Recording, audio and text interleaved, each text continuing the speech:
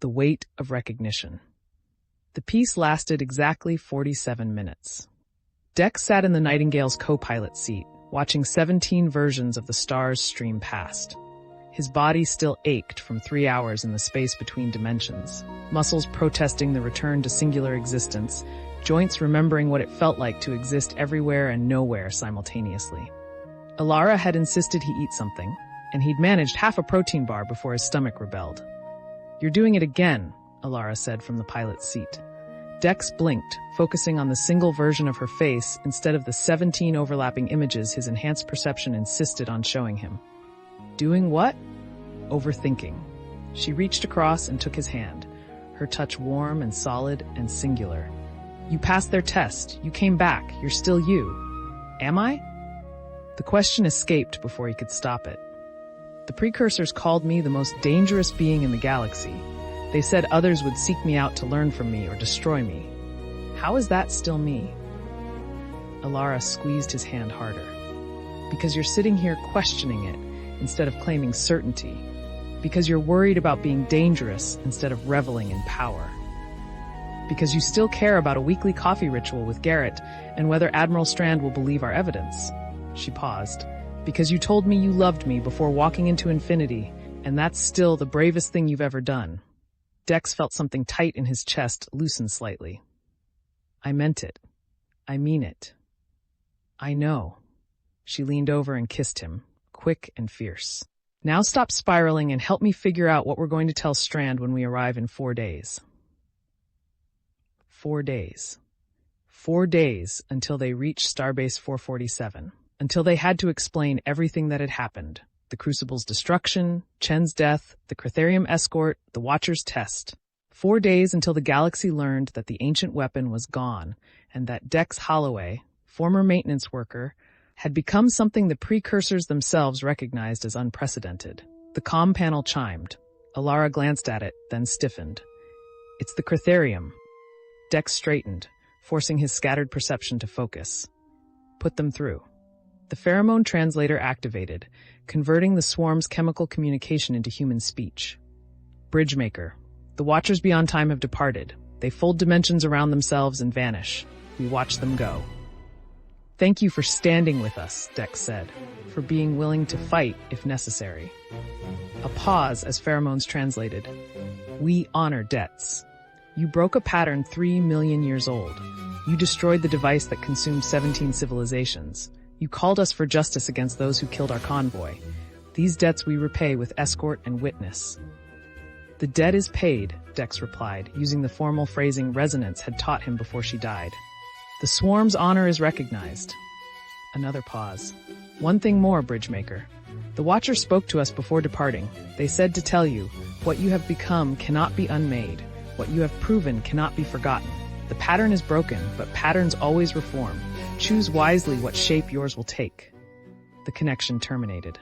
Elara was staring at him. "Well, that's ominous."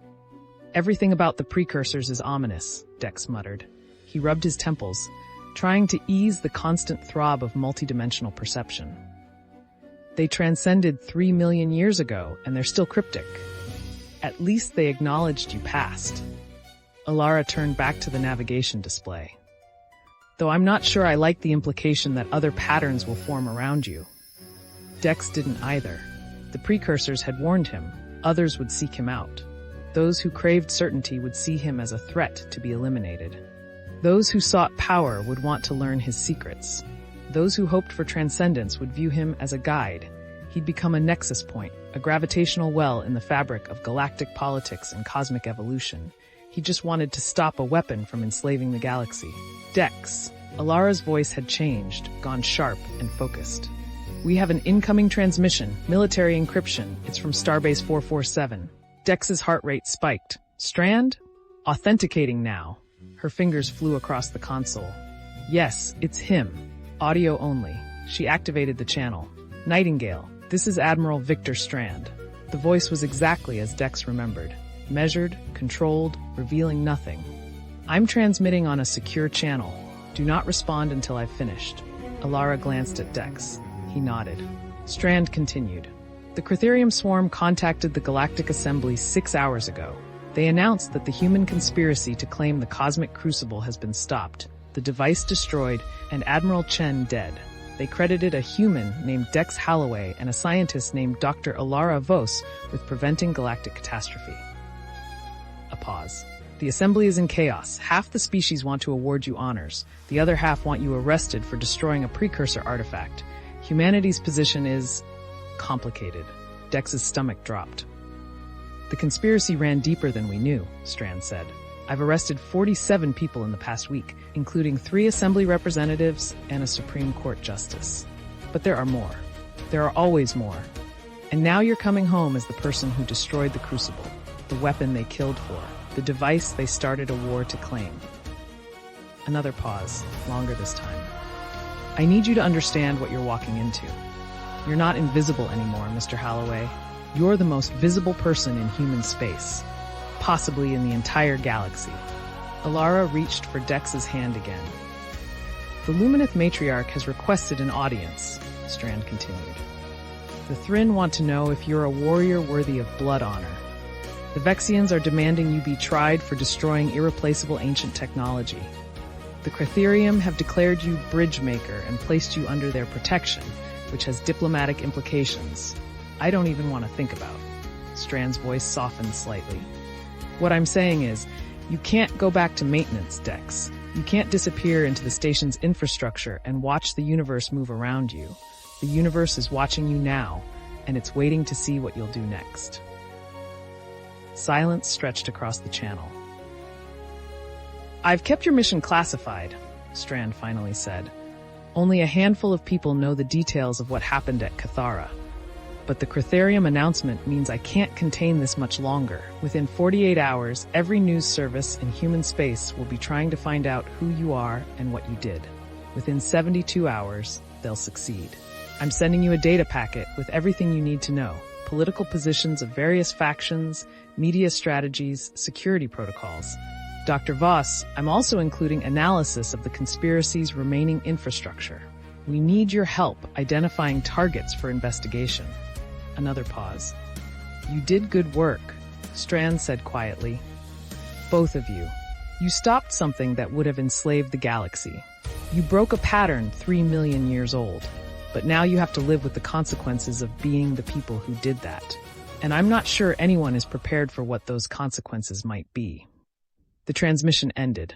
Elara stared at the console. Dex stared at his hands, ordinary hands that could reach across dimensions and unmake reality. Well, Elara finally said. Fuck. Dex laughed, sharp and bitter. That about covers it. You wanted to stop being invisible, she pointed out. I wanted to matter. I wanted to do something that made a difference. He gestured helplessly at the stars. I didn't want to become a galactic political crisis. Too late now. Elara pulled up the data packet Strand had transmitted. Let's see what we're dealing with. The information was extensive, political analysis from 17 species, media monitoring reports showing increasing speculation about the Cretherium announcement, security threat assessments identifying 12 groups that might attempt assassination, 6 viewing Dex as a threat to their supremacist ideologies, 6 viewing him as a religious figure who must be tested or martyred. There were also reports on the ongoing war. The death toll had climbed past 8,000. The Thryn had pulled back from several engagements after learning the conspiracy was exposed, but centuries of honor culture made immediate peace impossible. The Vexians were negotiating, but demanded reparations that would bankrupt 3 human colonies. The Cretherium had ceased all hostilities but refused to forgive until justice was properly served. It's going to take years to clean this up, Elara said quietly, if it can be cleaned up at all. Dex scrolled through reports of human colonies attacked in retaliation, trade embargoes, diplomatic expulsions. Chen and his conspiracy did exactly what they intended. They destabilized everything. The fact that we stopped the crucible doesn't undo the damage. No. Elara closed the data display, but it prevents it from getting worse. Without the crucible, there's no ultimate weapon to fight over. The war becomes just a war, terrible, but not existential. Dex wanted to believe that mattered. He wanted to believe that destroying the crucible was worth becoming the most dangerous being in the galaxy. worth losing his anonymity, worth the target he'd painted on his back. He thought of the 17 civilizations whose consciousness had passed through him as the crucible died. Gratitude and recognition and relief that the pattern was finally broken. He thought of the Precursors, acknowledging that he'd shown them a possibility they'd never considered. He thought of Resonance, spending her last energy to warn him about the Watchers, believing the truth was worth her dissolution. It had to be worth it. "We should rest," Elara said. 4 days isn't long to prepare for whatever comes next. "I'm not sure I can sleep." Dex's multidimensional perception showed him 17 versions of the cabin, 17 versions of Elara, 17 versions of himself.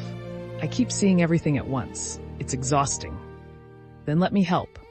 She stood and held out her hand. "Come on." He let her lead him to the small cabin they'd been sharing, let her guide him to sit on the narrow bunk. She sat behind him, her hands on his shoulders, solid and warm and singular. "Close your eyes," she said softly. "Don't try to see just one dimension. That's fighting against what you are now. Instead, try to see all 17 at once without focusing on any single one. Let them blur together like background noise." Dex tried. It was harder than it sounded. His mind wanted to focus to track each individual version of reality.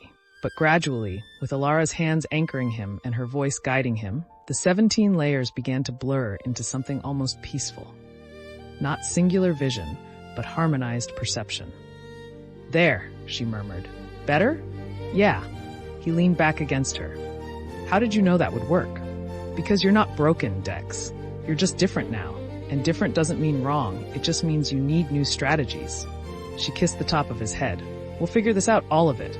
The politics, the threats, the consequences. We'll figure it out together." "No lone hero sacrifices," he said, remembering their pact. "No lone hero sacrifices," she agreed. They sat like that for a long time, the Nightingale's engines humming around them, the Cretherium escort maintaining perfect formation outside. 4 days until they reached Starbase 447. 4 days until Dex Holloway, former maintenance worker, had to face the galaxy as the person who destroyed the Crucible and passed the Precursors test. 4 days until he learned what it meant to be the most dangerous being in the galaxy, not because he craved power, but because he'd refused it while proving it could be transcended without being consumed. The comm panel chimed again. Elara sighed and reached for it. "Now what?" The display showed an incoming message, text only, no origin signature, encrypted with protocols Dex recognized as Lumineth. Elara read it aloud. "The matriarch sends greetings to the bridgemaker and his companion. Your arrival is anticipated. The assembly gathers. The patterns reform. Choose wisely, for the galaxy watches and the transcended remember. 3 days hence, decisions will be required that cannot be unmade. Prepare yourselves. The true test begins when you reach home." She looked at Dex.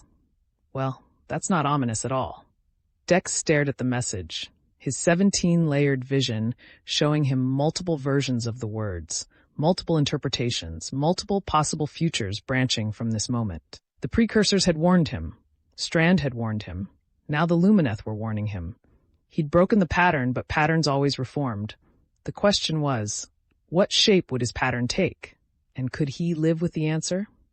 The Nightingale flew on through the dark, carrying 2 people who'd saved the galaxy toward a homecoming that might destroy them. Outside, 23 Cretherium ships maintained their honor-bound escort. Behind them, the Watchers had vanished into dimensions beyond comprehension, carrying news to beings who'd transcended 3 million years ago. Ahead, Starbase 447 waited with its chaos and consequences, its gratitude and threats, its demands and expectations. Dex closed his eyes and tried to find peace in the blur of 17 overlapping realities. He had 4 days to prepare for the true test. He suspected it wouldn't be enough. Thanks for watching our stories. Don't forget to like and subscribe for more epic adventures. Thanks for watching our stories. Don't forget to like and subscribe for more epic adventures.